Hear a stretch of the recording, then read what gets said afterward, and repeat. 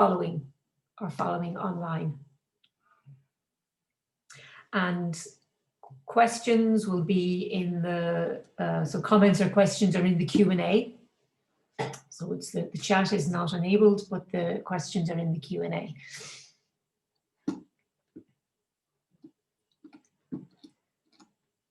So I can see a couple of people joining us in the audience, a couple of familiar names. Welcome to you all.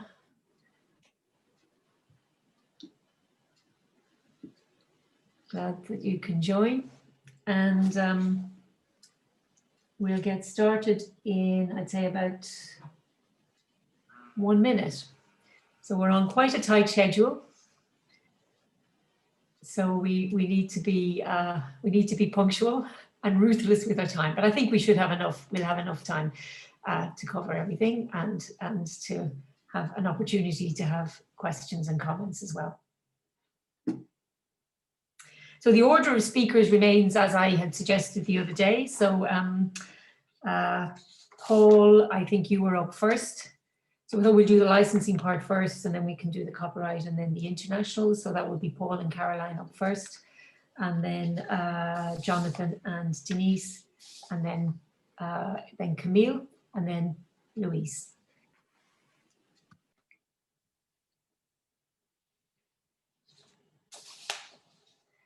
All right, so I'm now looking at my clock, and in Dublin it's 2 o'clock on the hour, so I suggest that we get started. So I would like to welcome everybody to this Global Congress session, Pandemic-Proof Libraries, Lessons from COVID-19. My name is Teresa Hackett. I am the moderator of this session. I work for an international NGO called EIFL, Electronic Information for Libraries, that works with libraries in developing and transition economy countries. I manage the program on copyright and libraries. So in our session today, we're going to have short presentations by 6 great panelists from around the world who bring together with them a wealth of knowledge and practical experience from a legal and a policy and a library perspective. There will be an opportunity to ask questions and to make comments, and that's down in the Q&A button at the bottom of your screen. So feel free to post any comments or questions during the session, and Camille and I will be keeping an eye on the questions. We do welcome contributions from different countries and different regions, because we would love to hear your experiences and any initiatives that you have you're doing in this area, because the issues we're discussing are really all global. So we have 80 minutes for our session, and it's a hard stop. So the organizers have told us that they'll terminate the session 3 minutes after the end of our allocated time. So we have to be strict. We will be strict on our time, but I hope that we'll have a good panel session and a good discussion as well.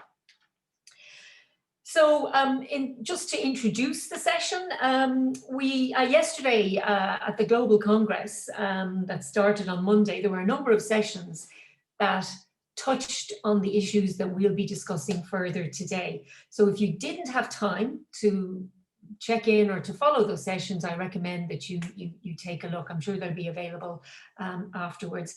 So there was a session on WIPO, the World Intellectual Property Organization. There was a session on controlled digital lending, and there was also a session on education exceptions that mentioned, actually Paul mentioned the statement from Guelph that you'll be talking about later.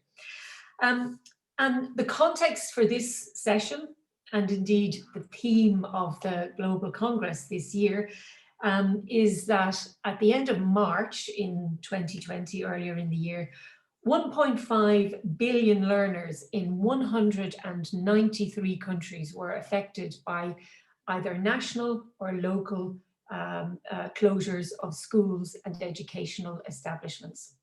And these changes, as we know, they happened very quickly, overnight, and midway through the academic year, leaving teachers and students and librarians with no time to prepare.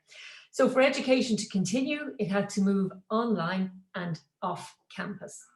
And one of the key challenges for librarians is that the rules for the use of copyright protected material for online teaching and use are often different from the rules for face-to-face teaching. So the first task was to assess the impact of the new situation according to the copyright law or the licenses for the electronic resources to which the libraries had subscriptions. And this was to support teachers and students at in this difficult time. So our session today will be structured into 3 parts, loosely structured into 3 parts. We'll talk about the licensing issues, we'll talk about some copyright issues, and then we'll talk about the international environment. So in terms of licensing, I think 2 issues emerged pretty quickly. The first one was that restrictions on the use of electronic resources in licenses didn't always accommodate this new situation that we all found ourselves in. So for example, there were limits, there may have been limits on the number of simultaneous users that could access the resources. There were restrictions on off-site remote access that was now needed and was essential in March. And so at the start of the pandemic, ICOC, the International Coalition of Library Consortia, issued a statement asking publishers to lift these restrictions on a temporary basis. So for example, to waive user limits, to lift restrictions on interlibrary loan or photocopy limits. And I think very importantly, in the context of our talk today, is to allow the use of all copyright exceptions in your national law, even if restricted by the license. Now, publishers responded by expanding access and easing these restrictions, and libraries are very grateful for this temporary relief that was offered. But I think it shows 2 things. One, it shows the extent of these routine restrictions that are in the licenses that libraries sign with publishers. And the second, and the question that has arose is that, like, should we have to rely on the goodwill or the kindness of individual publishers to deliver on the fundamental right to education, especially in times of crisis? So that's a question is being discussed. The second issue that came up in the context of licensing is that reasonably priced and widely available ebooks would help alleviate the pandemic situation when library access is restricted, so the access to the physical buildings are restricted, or when there are fewer print copies in circulation because of the need to quarantine the books that come back to the library. So you have books that need to be quarantined for maybe 48 hours or 72 hours. So that means you've got fewer print copies in circulation. So our first 2 speakers will address this issue of textbooks. And then looking at the copyright issues, the question is, how do our copyright laws shape up in the pandemic? And are they a help or are they a hindrance? Well, copyright librarians were busy analysing their copyright laws in many countries, looking at the laws, looking at the exceptions. Do we have an exception to the communications to the public right or the making available right? Can we do this? So there were many, there's been a lot of discussion about national copyright laws. And of course, some copyright laws are better equipped than others.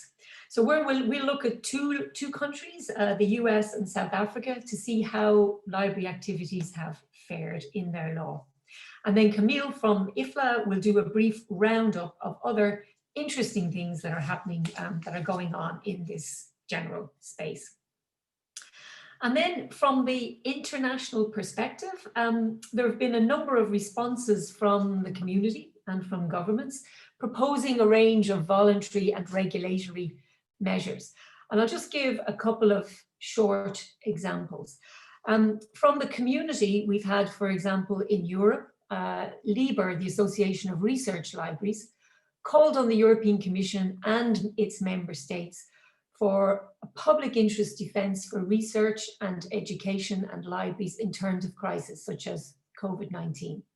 And also in Europe, Communia put forward the case that the basic rights enshrined in the EU Charter on Fundamental Rights, such as the right to science and the right to education, should be applied as a break on exclusive right in exceptional situations.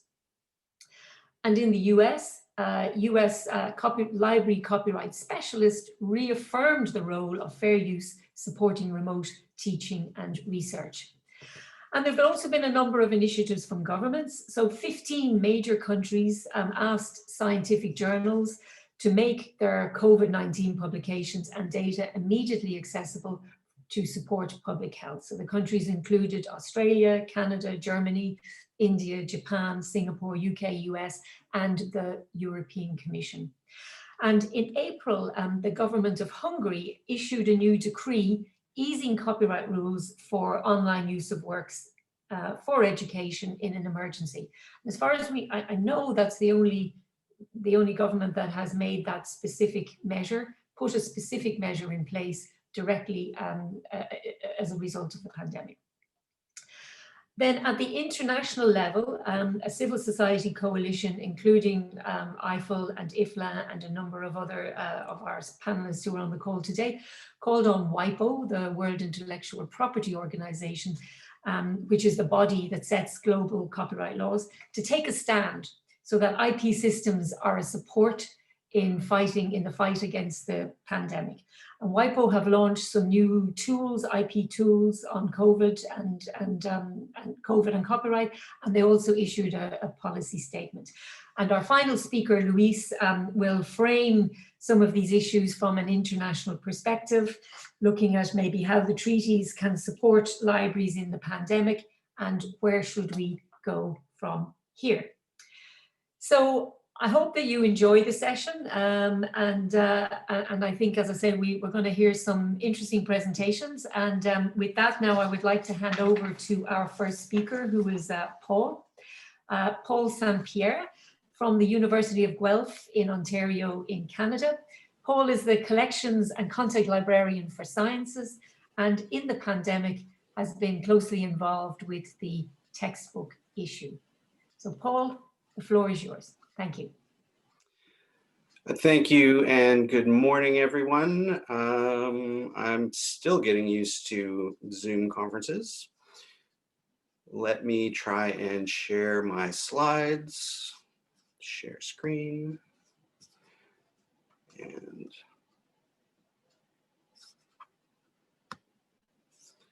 okay. So we're at the University of Guelph, which is in southern Canada. We're a medium-sized university, about 30,000 students, and we're a comprehensive research university. I will say I was not the lead on this project, and I should give due credit to Heather Martin, our manager e-learning and reserves, who's been on the hot seat this year, and Ali Versluis, our open educational resources librarian, whose job is really to promote the adoption of open educational resources on campus. Our three collections librarians, we've been sort of the backstop in trying to find licenses for difficult content, and I was tapped to present today. So moving right along, if I'm able to forward my slides. So we wrote a post that seems to have gotten us a little Twitter famous, called "Commercial Textbooks Present Challenges in a Virtual Environment." And there's really 5 points that I want to make in my 7 minutes that I have remaining. Textbooks are too expensive. That's pretty obvious to everyone. I'll talk briefly about the publisher problem that Teresa's already gone into some of that material. I'll also mention the professor problem. So it takes a community to create a problem. It takes a community to solve the problem.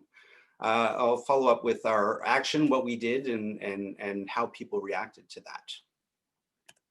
So in 2016, the University of Guelph conducted a survey of students. And this survey was a result of a collaboration between the VP academic at the university, the library, and the undergraduate student body. Not surprisingly, respondents said that affordability or unaffordability of textbooks had various negative consequences for them, whether it was stress or grades or forcing them into infringing behavior that they didn't want to do. So I won't go into details on that. We all know that textbooks are a problem. And the outcomes of this survey were really a three-part. Our reserves team decided that they would buy a print copy of every required undergraduate textbook. And they had a budget of around $40,000 US to make this happen. That worked okay for a while, but of course the pandemic put an end to print reserves for the most part. We also ended up creating a new position, an OER librarian position. And this was really to recognize that it was a longer term struggle that we needed to promote the use of OER as well as promote the creation of OER. And that's what Ali has been doing. And she is also been on Twitter communicating and spreading the gospel of OER, as it were. And thirdly, this led us to increase our investment in open infrastructure. So Pressbooks is an e-textbook publishing platform that we subscribe to. And this emerged in addition to our open journals support and various other types of support for open research. So these three outcomes were quite positive from the survey. So the publisher problem, of course, the e-textbook distributors circumvent libraries. They don't want to sell us licenses to their books. I've said to professors, the publishers simply will not do business with us. They want to sell 300 copies of their textbook to your students and none to the library. And not just regular textbooks, but sometimes when a certain text is adopted to a lot of courses, the publisher will then create limitations on what can be licensed. They'll either reduce the number of simultaneous users available, or they'll jack up the prices. In some instances, we see $1,000 US for a single user license is what's made available to libraries. And professors are quite shocked by that. So is everybody else. And unfortunately, sometimes our reserves team ends up buying multiple single user licenses for a work or multiple 3-user licenses. Now, they typically wouldn't do that for $1,000 title, but the numbers add up very quickly. I won't go into detail, but we're a research university. So we have this tension between building a research collection and building a textbook collection. So this is something that is always a challenge, limited resources to go around. And of course, we have the publisher problem. I'm shocked to often see new courses being proposed that make no use of the local library collection. Often professors don't even bother seeking available resources in the library. In the sciences, we primarily buy books in electronic format now. So they're missing out on a lot of available resources quite often. They assume that e-textbooks are just as readily available to libraries as they are to students. Often I'll get a message from a professor saying, oh, it's available on Kindle, so why doesn't the library buy a copy? It's like, well, we don't buy Kindle editions. They're not available to us. And they don't understand that the institutional licenses are much different than personal licenses. And of course, professors who are not interested in the commercial textbook market don't really understand it very well. And sometimes they get angry at the library for refusing to comply with their wishes, whereas in reality, we're just simply unable to. And of course, little understanding of copyright. And this is not universally true, of course, but they often don't consider the cost to students that textbooks entail. Okay, so we wrote a web post, a simple web posting that we didn't think would be a big hit, trying to communicate with our faculty in particular that explaining the publisher problem to them. Faculty are stressed and frustrated, but so are librarians. And so this was one of the ways that we wanted to reach out to instructors and let them know that we were struggling to assist them. Now, one of the things we did is we actually named the worst offending publishers. So we named names. We had a bit of a debate as to whether we should be so explicit in mentioning them, and we decided to just go ahead with it. And this turned out to be very popular with librarians, very unpopular with publishers. Now, not only did we name publishers, but we wanted to suggest alternatives that instructors could use. The three main suggestions we made was to use existing works in the library collection. As a collections librarian, I always want our collection to be better used. Our reserves team builds course packs, not traditional course packs that students purchase from the bookstores, but using our online learning platform, combining already licensed resources, fair dealing or fair use, freely available open access resources, and when necessary, getting copyright clearance for chapters and articles. And then finally, also another alternative is promoting open educational resources. So it was really a problem that we turned into a self-promotional opportunity for the library. And the reactions were really quite strong. Librarians reacted very strongly to the message and adapted it locally. So clearly, and we did this in June. So this was just as the free access was being shut off, and the problem for the fall semester was looming large for everyone. So lots of libraries have readapted our text around the world. It's been translated into at least French, as far as I know. It's opened more conversations about textbook affordability, both within the university and beyond.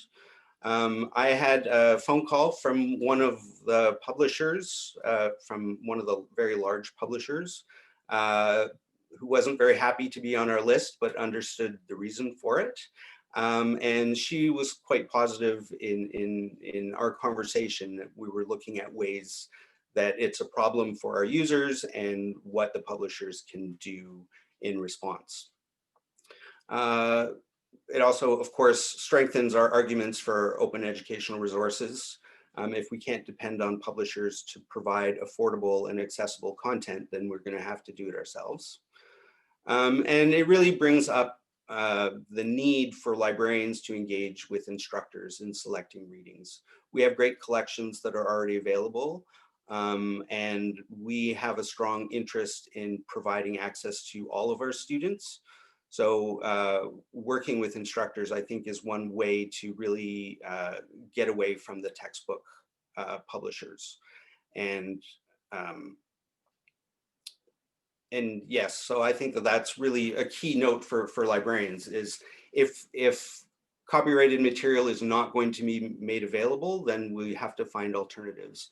And we have to use our expertise with copyright and licensing to negotiate with faculty who don't have those skills. And I believe that is all I wanted to say. I have a couple of links here to our textbook survey results, as well as the post that we made in June. And that's all I have to say for now. I'm happy to take questions in the discussion part of the session. Okay, well, thank you very much, Paul. That was a very, very clear overview, and I think also raised some of the wider issues and the context for this discussion as well in a university. So thank you very much. And now we're going to hand over to, we're going to cross to the other side of the Atlantic and talk to Caroline Ball from the University of Derby in the UK. Caroline is a subject librarian in Derby, supporting law, criminology, policing, international relations and sociology programs. She's also the university's copyright and licensing advisor. And I just read today that Caroline has been awarded, she's the Wikipedian of the Year in the UK for 2020. So Congratulations on that, Caroline. But in the pandemic, Caroline has been involved in a UK campaign to investigate the academic ebook market. Caroline, over to you. Thank you. Thank you very much. Yes, I think it's quite interesting listening to what Paul was saying just there, because I feel like what we're doing in the UK is really the next step, effectively, in that we are struggling with the same issues, precisely the same issues about how do we make material available to our students. I think this is something that has been an issue for quite a long time, really. This is not something that is new to our current situation, but I think the current situation with COVID, with so many libraries being closed or having restricted access and having to rely so especially on our electronic resources, has really brought this issue to a head, really. So what we are doing in the UK at the moment is we have an open letter that has been drafted. It's been kind of kicked off really by Joanna Anderson from the University of Gloucestershire and Rachel Bickley from London Metropolitan University. And I think basically it was a we're mad as hell and we're not going to take it anymore kind of moment. I think we've had these same issues that Paul have. We've been looking at, what can we do about alternatives? How can we make our academics and instructors use material that we do have access to? But there is a very serious pedagogic issue there about not allowing academics to use the material that they want and they need, simply because it isn't available. And it isn't available because of a real decision taken by publishers to not make it available.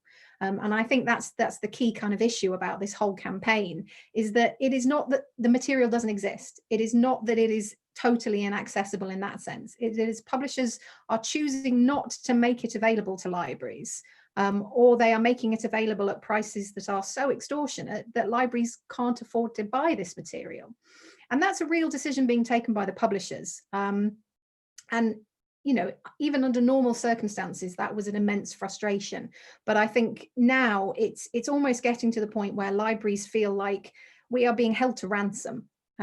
We are desperate to get this material in electronic format, and we simply can't, because now we cannot rely on our print holdings to fill in the gaps, whereas previously we might not have bought ebooks that were available because we couldn't afford to, or where ebooks weren't available at all. Previously we would go, okay, fair enough, and we would go and buy maybe more copies of the print books. But now, with access to our libraries being restricted, with the need to quarantine items after they've been used, it is really, really vital that we try and make material accessible electronically. And increasingly, that's where we're finding that our hands are tied by the publishers. Just as Paul has found, many ebooks are simply not available because publishers have decided that it isn't in their cost benefit to make them available to libraries. They prefer to sell directly to students. Some ebooks are only available in packages. So, it's a case of, yes, of course, you can have this ebook. You've just got to buy these 100 others that you don't really need.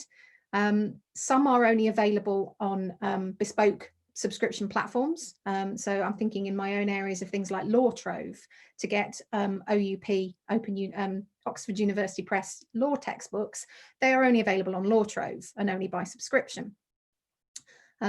Some books are only available via the e-textbook model, so on platforms like Cortext or VitalSource. And those that are available on what we call aggregate platforms are often exceptionally and unreasonably expensive, as Paul was referring to there. It's not uncommon to see instances where ebooks are, 1,000 times more expensive than a print book. I think recently on Twitter, I saw a librarian sharing possibly the most extreme example I've ever seen, which was for a book from Wiley Blackwell. I will name names and shame, just as Paul has been. It was a book called Hofbrand's Essential Hematology. We'll see how essential it is. It was a single user license for 1 year. And it was, well, I'll say, first of all, the print was £50. The ebook was £99,999.90. So just 10 pence shy of £100,000 for a single user access ebook for 1 year.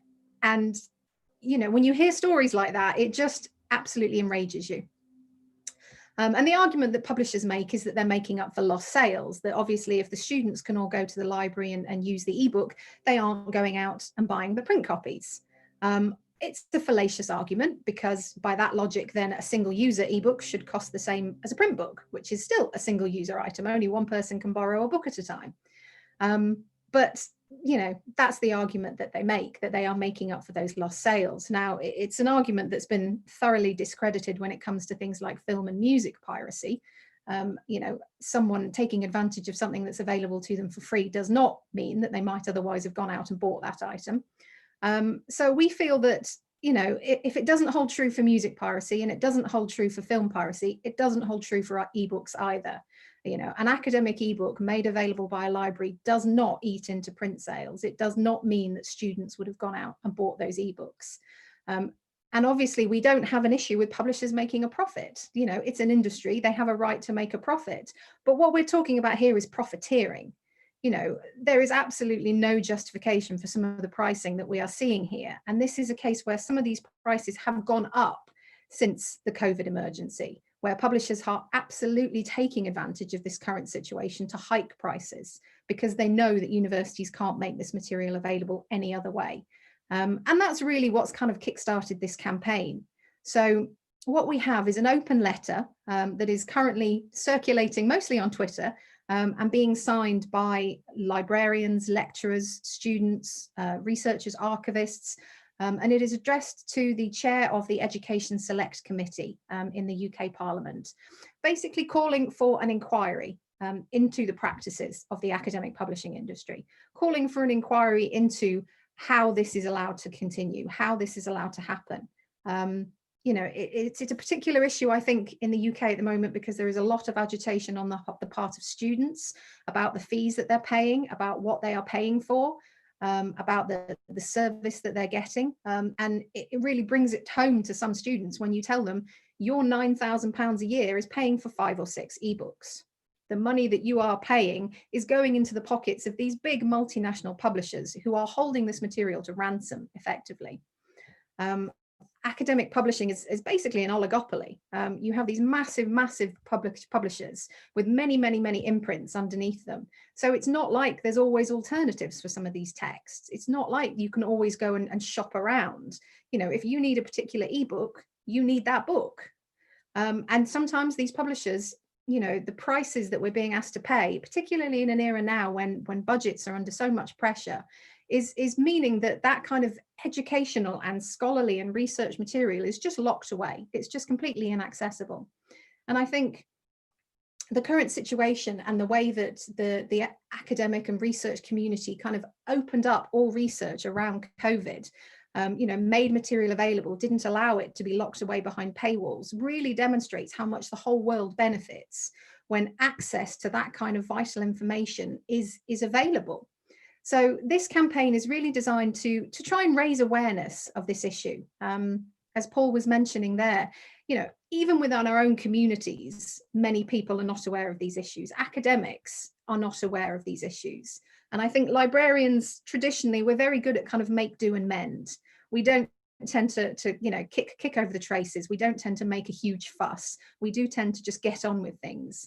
And I think we've got to the point now where librarians are really being pushed too far when it comes to ebooks, where we feel like we are being taken advantage of, where the prices are just getting higher and higher, and increasingly we cannot make material available to our users. And that's the point that we've got to. We're here really in the UK, where we're asking our government to now pay attention to this issue, because it has enormous knock-on effects to students, to academics, to research, to education. You know, this is not just a niche little library issue. It is much bigger than that. So we are effectively starting to fight back, or trying to at the moment. So we're still gathering signatures to this open letter at the moment, and then I think the end of next week it's going to be delivered to the chair of the Education Select Committee, and hopefully we might see something happening. So I'll just share my screen with you so you can actually see the website if I can. I'm not sure if it's going to. No, I don't think it wants to. But the web address for it is academicebookinvestigation.org, if anyone is interested in looking at it.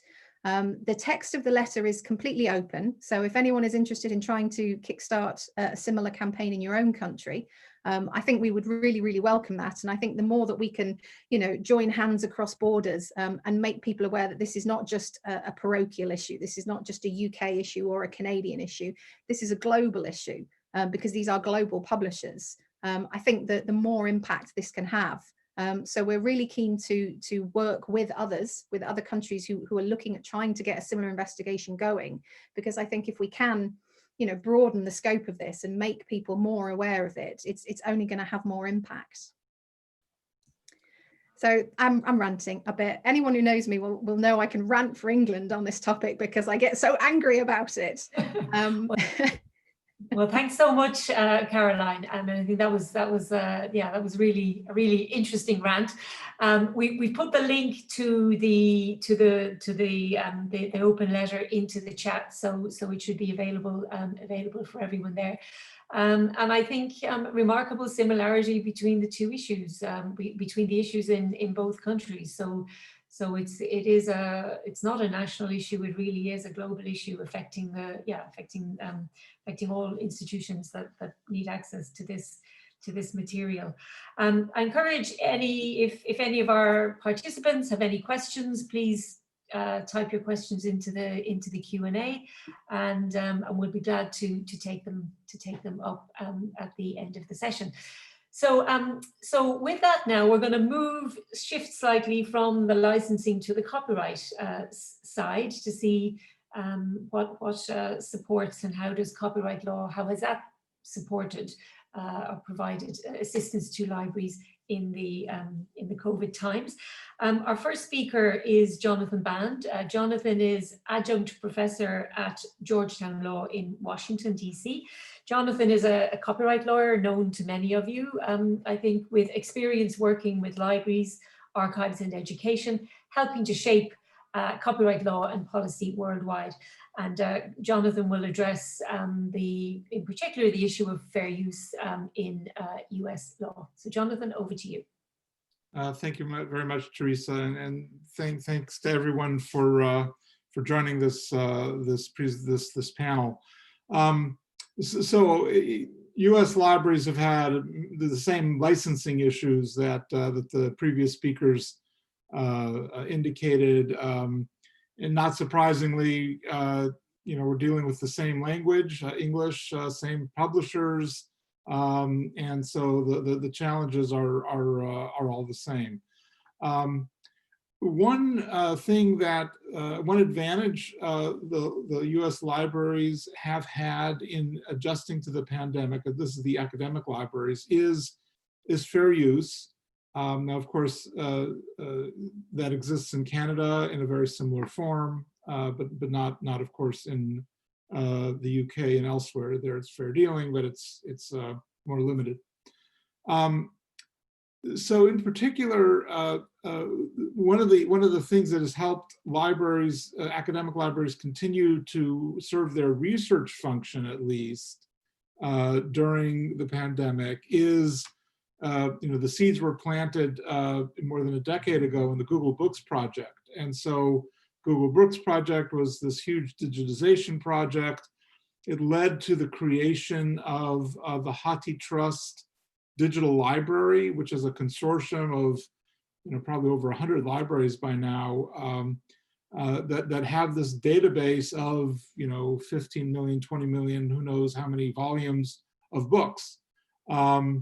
And these are scans of all the books in the collections of all these libraries. Now, until now, the access has been relatively limited, the access to full text. So you could do text and data mining, but if you wanted to see full text, the full text is really only available to people with print disabilities. And all this is done under fair use, and there was some litigation, most notably the HathiTrust, the Authors Guild versus HathiTrust case that found that it was fair use for HathiTrust to operate this huge database, the HathiTrust Digital Library.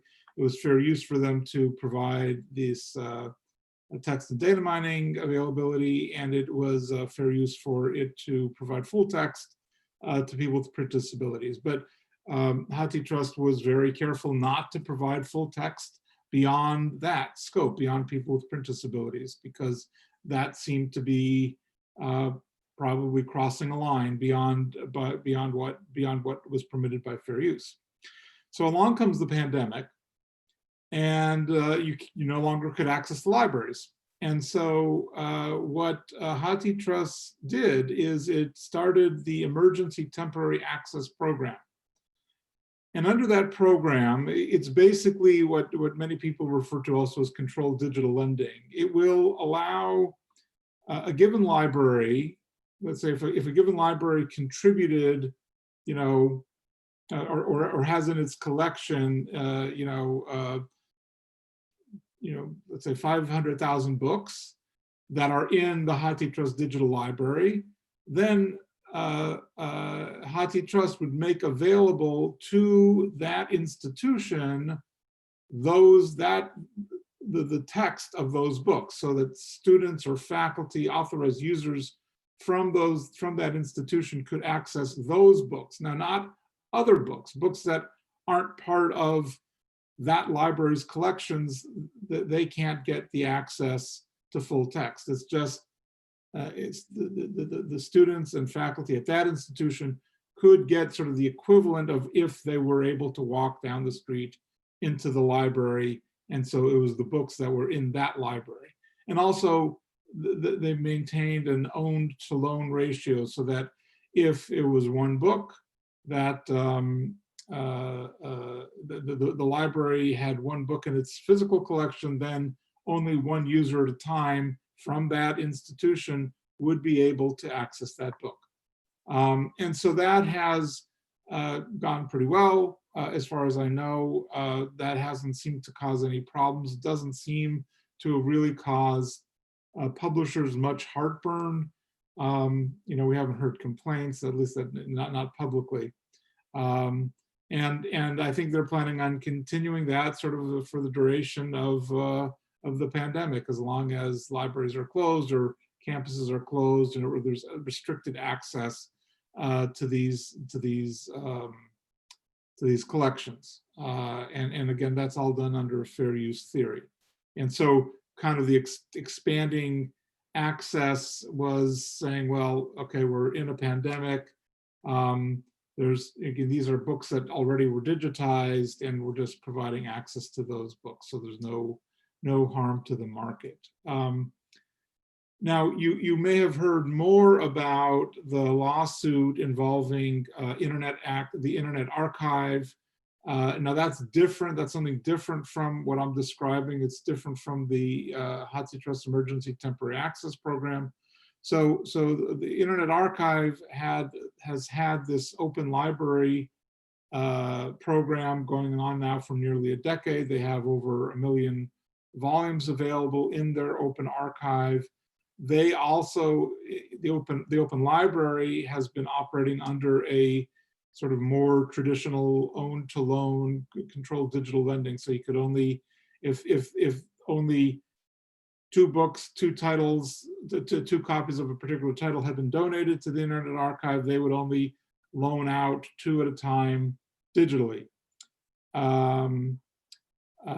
During the pandemic, they turned on what they called the National Emergency Library, under which they basically, they say the way they describe it is they suspended the waiting list. So in other words, books, they suspended the owned to loan ratio, and so that they would lend out an unlimited number of copies of any given title. And so the theory being that all the public libraries and all the academic libraries in the country were closed, and so all those users would otherwise be able to go to the libraries to access the books. Now those books weren't available, so they would be they were available without a wait list from the Internet Access National Emergency Library. They had some restrictions. They tried to exclude more recent titles. So this was basically, books that were 5 years and older, but some more recent titles were included. It was not, unlike the HathiTrust Emergency Temporary Access Program, which was academic libraries and mainly monographs and all of that, truly academic books. The National Emergency Library had a lot more popular titles, trade books and so forth. It sort of was a mix of whatever had been donated to the Internet Archive's open library program. The publishers complained very loudly about that, as did authors groups such as the Authors Guild, and then, in fact, the lawsuit was filed. Now, the Internet Archive had announced when they started the program, they said, well, we'll probably end it at around June 30th. Hopefully things will start easing up by then in terms of the pandemic, and also other approaches, maybe publishers will ease up and make more things available. And so the lawsuit was filed sort of in early June. Internet Archive suspended the National Emergency Library about a week or two earlier than they otherwise would have. We all hoped that at that point, once they turned off the National Emergency Library, the publishers would drop the suit, basically declare victory and go home. But they have persisted. They're still seeking damages for the National Emergency Library, even though it doesn't appear that it really was all that heavily used. And also they're pursuing the open library, so the pre-existing program, which makes works available on an own-to-loan basis, not just sort of on the unlimited basis of the National Emergency Library. And so that aspect of the lawsuit is really troubling to the library community, because not only does it sort of get into what the HathiTrust is doing with the emergency temporary access, but many other libraries are considering controlled digital lending in one form or another, for certain subsets of their collections. So we'll have to see what happens. There's a discovery plan, and that litigation seems to be going forward, and it could, litigation in the United States takes a long time. So that could really be very long in its going forward. And again, the publishers really seem to be, set on seeing this through. So in any event, those are the two big programs that have been underway under fair use, and I'll stop there. Thank you. Okay, thanks, Jonathan, for that overview of the situation in the US. And now we're going to go south to South Africa, and we will welcome Denise Nicholson to tell us about what's happening in your part of the world. Denise. Good afternoon, everyone. I'm going to read my presentation because of the short time I have, but thank you very much for the opportunity to speak to you about the situation of copyright in South Africa, which is a developing country in transformation. The COVID-19 pandemic has highlighted the long-known inadequacies and restrictions in our current copyright law that negatively affect access to information, knowledge sharing, and the provision of relevant teaching and research materials in our educational institutions. Our current law is 42 years old, totally outdated, with fair dealing and limited exceptions for education, libraries, and archives. It has no exceptions for people with disabilities and does not address the digital environment at all. On the 27th of March this year, South Africa went into level 5 lockdown in terms of COVID protocols. Libraries, archives, museums, educational institutions, as well as bookstores and most businesses were closed at a very short notice. University residences were swiftly evacuated, resulting in many students having to leave their residence rooms and leave their textbooks in their rooms before they left campus. Access to hard copy material, multimedia and archival collections in libraries and archives was obviously totally closed off. And even now in level 1, some libraries are still closed or partially closed. Overnight, e-learning platforms became the virtual classroom for schools and tertiary institutions. Suddenly, institutions had to find funding to assist students with training, software, hardware, and data to enable them to access their study material online. Educators and students basically had to quantum leap totally into remote teaching and learning mode. They had to scan book chapters, articles, images, and other teaching material that they could access from personal or loaned copies that they had, and then upload them to password-protected e-learning platforms. They, of course, hit the copyright barrier. Since hard copies were not available to their students, they needed to use more material than usually allowed, for example, 2 or 3 chapters rather than 1, which the licenses for collecting societies don't allow. Alternatively, they had to use sections from ebooks. When some lectures did apply for permission to use extracts from ebooks, the publishers and collecting society declined their requests, saying the licenses did not permit this. They also told them that their students would have to buy the ebooks, even though they had already purchased the hard copies, but they were stuck in their residence rooms. This obviously was not possible for the students. Ebook prices in South Africa are unaffordable for students. Some books are more expensive than in developed countries. Some publishers will only sell directly to students and lecturers, not to libraries, as was mentioned earlier. In general, digital and ebook licenses are restrictive and proved to be very problematic in the COVID lockdown. A few South African publishers have made some concessions to use their materials, but these were very limited. In some public libraries, librarians were not able to read books to school children in their usual face-to-face reading circles because of the lockdown.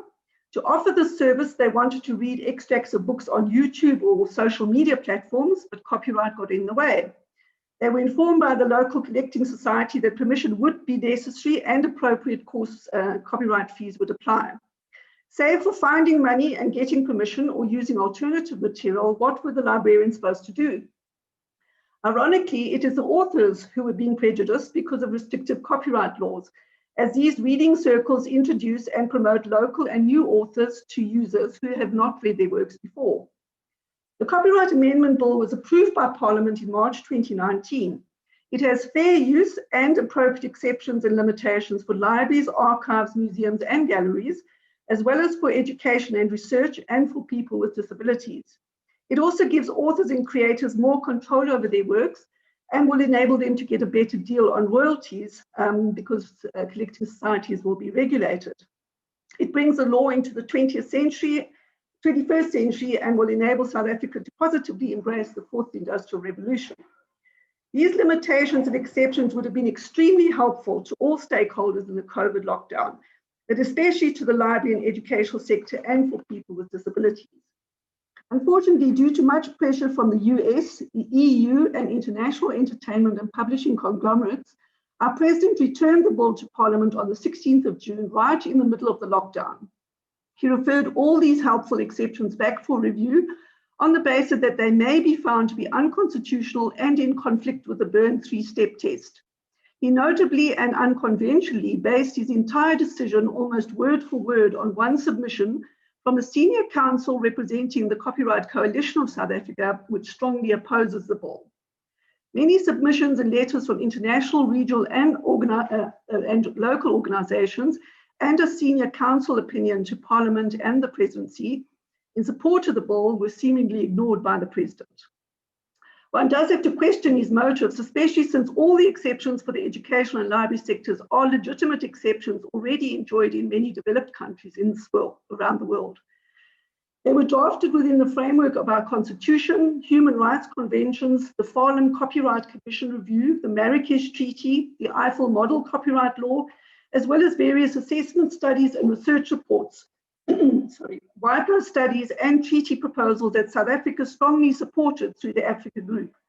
It also adopted various clauses from progressive copyright regimes around the world, including fair use from the US and a number of other countries that have fair use.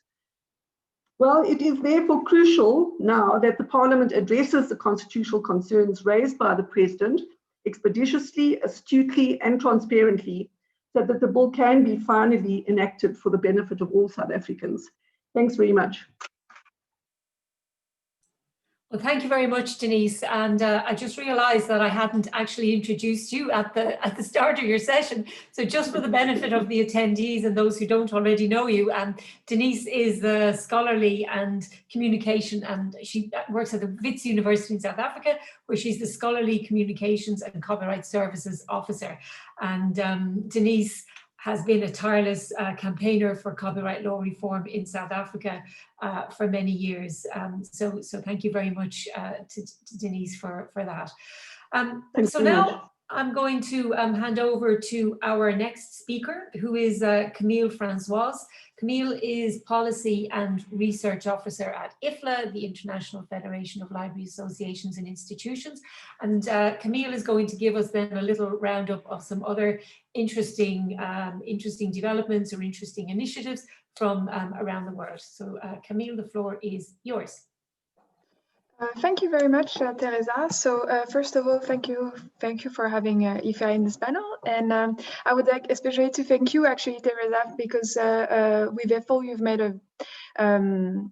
two very useful big piece of blogs on COVID-19, and I think it has been very helpful for the library field. So since we are quite short in time, I will just go within the subject already. So I will talk about three cases, Australia, Hungary, and Japan, because they had three different approaches and friendly outcomes from an educational perspective.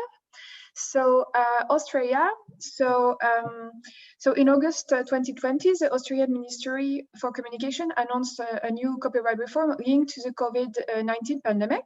And I quote, they note the need for change has been further highlighted during the COVID-19 with school, universities, cultural institutions, and government moving more services online.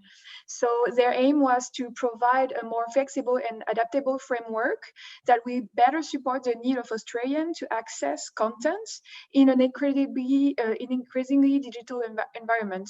So they actually developed significant amendments to the library and archive exception set out in the Copyright Act in '68. So just very quickly to provide you with a general information. So as I said, it's a modernization of the library exception, which includes how to allow material held in the collection of institutions to be made available online for browsing at least. Also amendments on the document delivery and inter-library loan exceptions. So to simplify off-site supply of unpublished and audiovisual material. And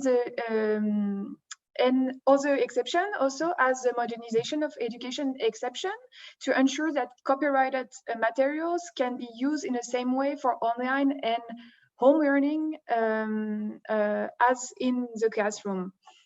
So, so for the moment, this is still a process ongoing, so it's not really clear exactly the details that would be finalized within this reform, but we are hopeful that this would make a significant change.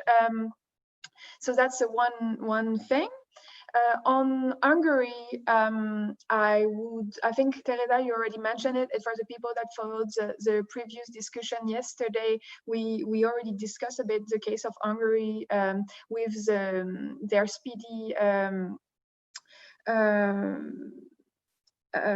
implementation of the Article 5 of the EU-DSM copyright, the copyright reform in Europe. So I think it's important to say that in this context of the wider emergency response, Hungary modified the existing educational exception to include digital uses. So while originally intended to be a temporary measure, the government subsequently decided to that some elements could be made permanent and with in the same time as doing the implementation of the Article 5 for the use of work for teaching activities. So we skip the details of the articles because I think I will be a bit short, but basically they are going to expand the scope of I mean, they did already extend the scope of existing exceptions of the Copyright Act, and they created it without additional cost barrier or technical barriers, so that such as allowing suitable licenses and override of to override the exception or compensation. So that's one thing. Obviously. we skip as well the details of the articles, but they made it possible through the definition of concept of the secure electronic environment, and also the extension of the exception for educational purposes, as I said, and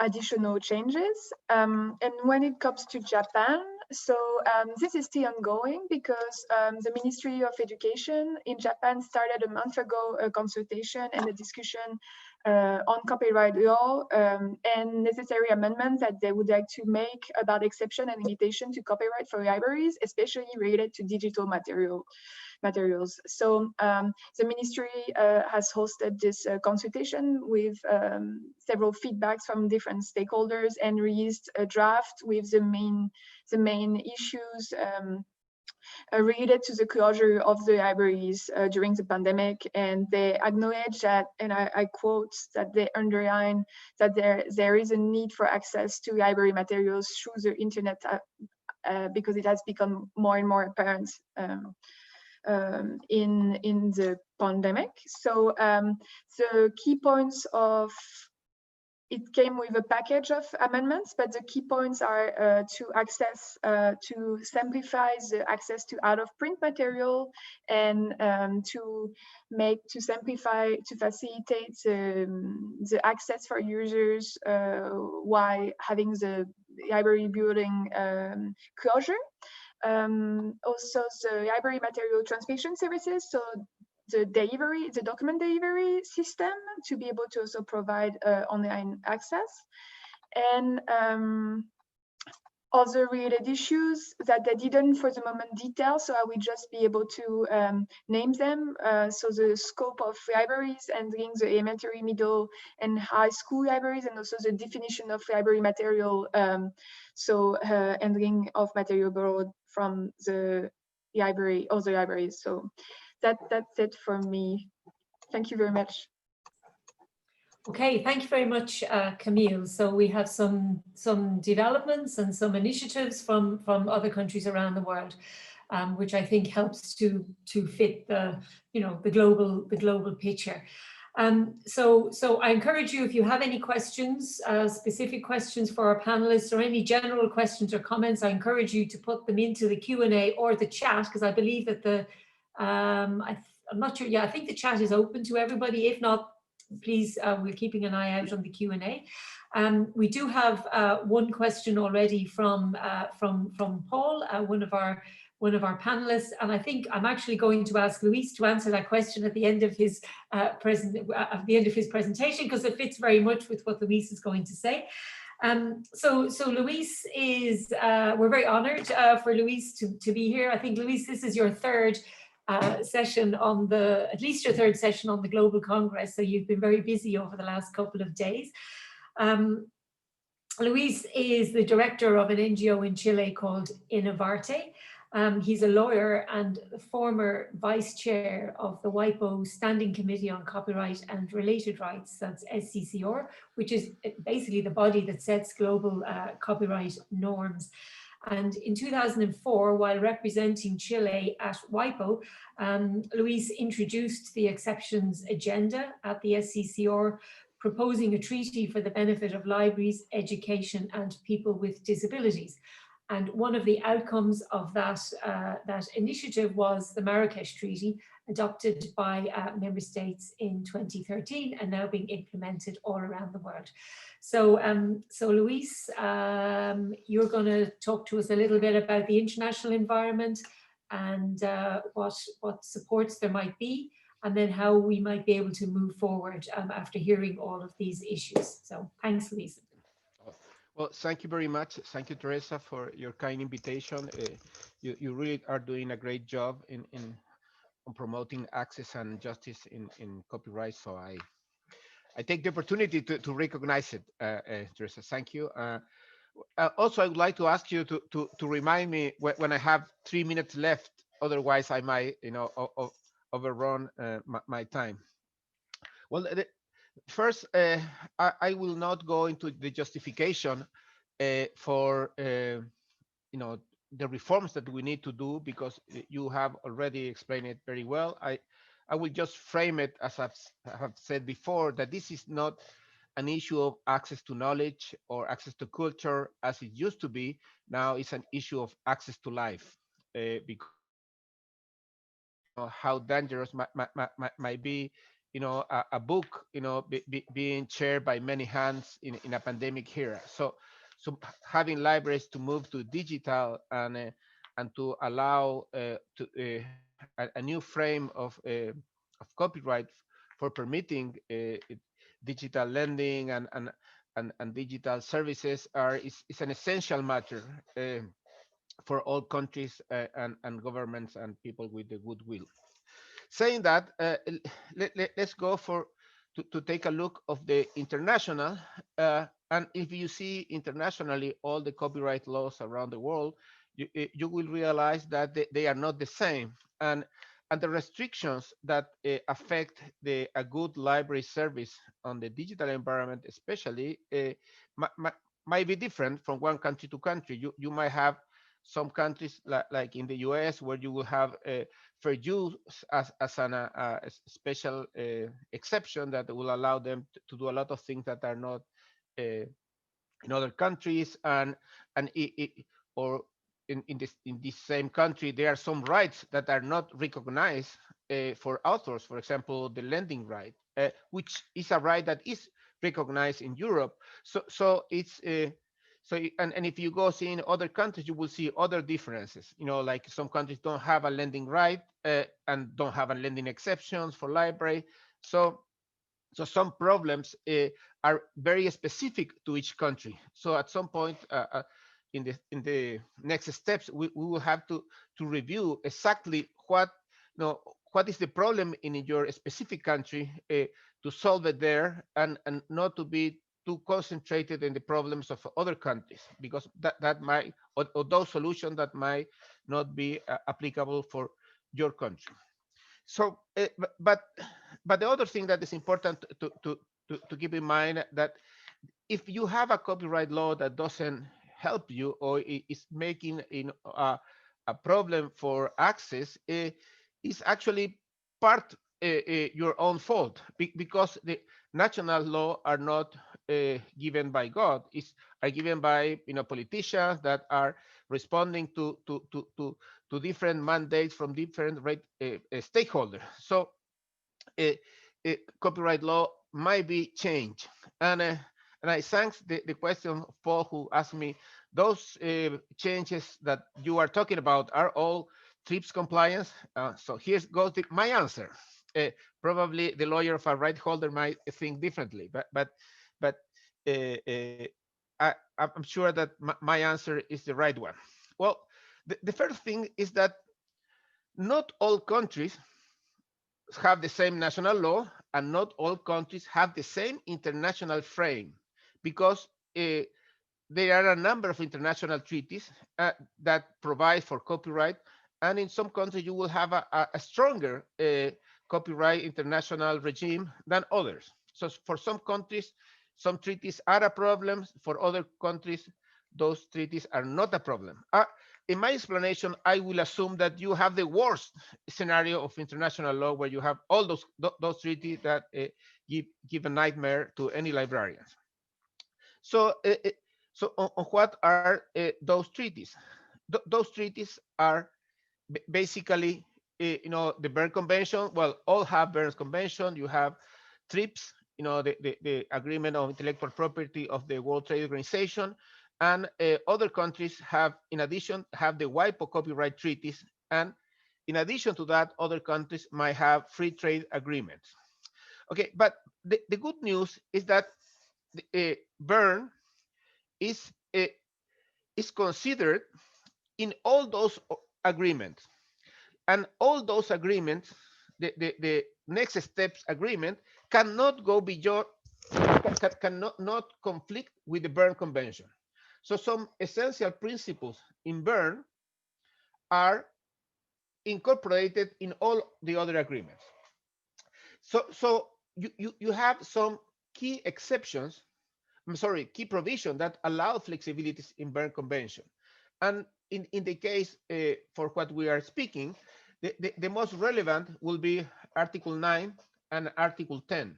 Article 9 that allows, reproduction for general purpose, and Article 10 that provides uses not only limited to reproduction for illustration for teaching. And that is a very wide exception that is not, in my judgment, subject to the three-step test, because has a special frame, which is or a standard, which is called fair practice. I will not stop here because it's a matter for further discussion, probably in a different workshop. And in Bern, you also have what's called implied exceptions, who are not within the text, but for everyone is understood that they exist, which are minor exceptions for things that are not that big. You have translation exceptions, and you have a competition-based exception. So that's for Bern. And importantly, Bern is not a treaty that applies to digital. So the rights that are required by Bern are not meant to be required for digital, because the Bern Convention has a requirement of protection that is fixation. And when you move to digital, you are not anymore fixating, you are representing in numbers. So Bern was understood not to cover digital, and that's why expressly WIPO has a special treaty that was meant to include digital, that is the WIPO copyright treaties, which are the internet treaties. So the really hard standard for copyright is the WIPO copyright treaty that was, as I mentioned, meant to cover internet issues. But there you have in Article 10, who expresses what are the possible exceptions for the digital environment. The WIPO copyright treaties, Article 10 agreed statement, expressly says that countries might extend their, I will read it to make it more clear. This provision should be understood to permit contracting parties to devise new exceptions and limitations that are appropriated in the digital network environment. Therefore, it is very clear that the countries can and must adapt their exceptions to the digital environment, which they have not done, most of them, and that's why IFLA, AFL, and other NGOs, we are working in WIPO to try to adapt those exceptions to the new world. In addition to this provision of WIPO, the WIPO copyright treaties, let's go to TRIPS. TRIPS, Paul, is fantastic because TRIPS has almost no copyright specific rights granted. It relies on the Bern Convention and also provides for a very wide variety of options for limiting those rights. And everybody knows about the three-step test, right? Which is in Article 13. You nod your head if you agree, right? You know. Okay, but what probably you don't know, a normal copyright lawyer that is looking only into national law will not know that there exists Article 44.2 of the TRIPS agreement, and the Article 44.2 says that despite whatever you are obliged under TRIPS to recognize rights, you are not obliged to enforce those rights. It's very weird, right? You say you recognize the right, but in case of the remedies, Article 442 says, in any cases, when a remedy are inconsistent with the agreement, members shall provide at least that somebody there is a declaratory judgment and adequate compensation. So, and this is something that US use a lot, because in the US, in case, even if you are found that you have an infringement of copyright or patent law, the judge might say, okay, you're right, you infringe the law, but I think that it's better that you continue your infringement, but you have to pay something. So this is a fast track compulsory licensing or limitations subject to remuneration.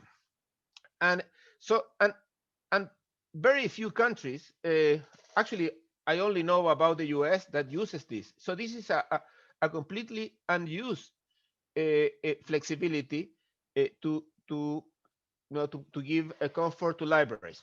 Also, Article the TRIPS has another fantastic article, which is Article 73, which is called the security exception. An article shall be construed to prevent a member taking any action which is considered necessary for the protection of its essential security interests. Take that. So it clearly, in a case of a pandemic, you might completely, decide whatever you need to decide, and that's why India and South Africa are proposing in the TRIPS Council a waiver, for IP with regard to the pandemic, including copyright and patent. So clearly there is a space for copyright reform. The problem is, as South Africa experienced, is not only an issue of whether you have the flexibility in international law. It's an issue of political power, and factual power playing the game. Therefore, we need, as a community, and I'm going to my recommendation. Teresa, give me 3 minutes before you kill me off. Okay, 2 minutes. Okay, I will leave I will go very fast. So we have two levels of engagement. One level of engagement is focusing on the pandemic, and the other level of engagement is for the long term. So in the case of the short term and using the pandemic, we clearly need to create political pressure on WIPO, the TRIPS Council, the World Health Organization, and UNESCO, asking for fast-track declarations to provide security to library services. And for the long run, we need to improve what we already have on WIPO as a proposal for libraries. I will share my screen to make sure that you can take a fast look on all the proposals. How do I do to share the screen? Oops. There's a green button at the end, at the bottom of your screen, a green button, share screen. Luis, we can send the slide. Okay. Okay. You're right. Okay, so I will read it very, very quickly. So the first recommendation in short term is a political declaration to ensure libraries can provide digital services on a pandemic in each country. So that means to ask your favorite congressman. Also, we need to have a declaration asking library digital services declared as an essential service on a pandemic. Third, in addition to that, we should work on reporting missing elements on the copyright exceptions for library services in each country, so we can tailor the reform, a specific reform in each country. Also, we should try to take the issue of library services and copyright as an issue of health, and therefore we should work towards declaration in the World Health Organization, in bajo, and engage civil society working on access to medicines to also see this as a matter of health. And finally, we should try to craft a mobilization campaign, stressing the issue that digital lending saves lives and bad copyright kills. Oh, thank you. I stop here. Well, thanks very much, Luis, and well done for doing such a great summary in a very quick time. I understand the the pressure. But I think we've you've really brought everything together at the end there. So send me your slide, and we'll put it up. I'm guessing that the organisers will have that there'll be a space to put up presentations and slides. So we'll make sure that we can include it in there. I really appreciate those very kind of concrete ideas, and I think the idea that we have to look to different fora. So we go to, you know, the different international organizations, WIPO, and UNESCO, WTO, and the TRIPS Council, I think is very good. And I'm glad that you mentioned, I'm glad that you mentioned the external pressures and the political pressures, because I was going to, respectfully disagree with your assertion that if our copyright laws are not working for libraries, that it's our fault. Because we try, as a library community, we try real hard to get copyright reforms, and sometimes it's very difficult. And I think the case of South Africa is a kind of a very obvious public example, and a very maybe extreme example where you had like the EU and the US really hammering on the government. But we see it in all different ways in all different countries. So you're quite right that it isn't just an issue of flexibilities in the treaties, but it's also an issue of political power and pressure and lobbying. And I suppose we need to strengthen our messages that we are acting in the public interest and in the interest of education. And we also have rights. So I thought the approach from Communia, for example, to focus on looking at the area of fundamental rights, and how we can balance those rights to education and research with the rights, the exclusive copyrights. So I know that we're coming very close to the end of our session. I've been keeping an eye on the Q&A. We don't have any other live questions. So I'll just give one last opportunity for questions or comments from any of the speakers. Diego, how much time do we have left? Maybe you can tell us, or are we up against, are we there? It's not. Teresa, may I make a brief comment? Something that I didn't say in the list of things. The other thing that we need to do is to build, a relationship with authors, because this cannot be seen as against the author. It's against to abuse. So I think it will be very helpful if we try to make a dialogue with authors on fairness, because probably we could help them with things that abuse them, which are completely unacceptable. So they don't see libraries as the problem. I see the problem is other things for them. So if we have a conversation with them, excluding the intermediary, and then go including friendly intermediaries. So that's my point. Yeah, thank you. That's a very good point. And of course, we do very much wish to work together with authors. And I was interested in the comments that from Caroline and Paul, that that it's also working together with the academics and the professors in your institutions, who very often are the authors of these the academic textbooks as well. So that's another point well taken. So guys, I think we are really right up to the end of our session. Diego is sending me messages, and yeah, so here we are. So we're going to end the session now. Thanks so much to all of you for listening in. Thank you very much to our panelists and presenters. Thank you to the interpreters who have been interpreting our session. And I hope it's given you some good ideas and some food for thought. And we'll end it there. Thank you very much. Bye. Thank you. Thank you. Bye. Bye-bye, everyone. Bye.